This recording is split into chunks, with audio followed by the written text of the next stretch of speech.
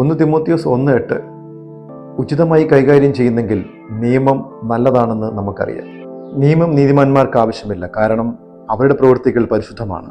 എന്നാൽ നിയമം പാപികൾക്ക് വേണ്ടിയാണ്. എല്ലാ പാപങ്ങളും നിയമത്തിലുണ്ട്. നിയമം പാലിക്കുമ്പോൾ നാം പാപത്തിൽ നിന്ന് അകലുന്നു.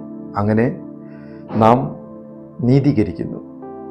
പാപം ആവർത്തിക്കുമ്പോൾ നിയമം ലംഘിക്കപ്പെടുകയും ശിക്ഷ നേരിടുകേണ്ടി വരികയും ചെയ്യുന്നു. എന്നാൽ ആ നിയമം ഉചിതമായി ഉപയോഗിച്ചില്ലെങ്കിൽ നിയമം നീതിമാനെയും ശിക്ഷിക്കും.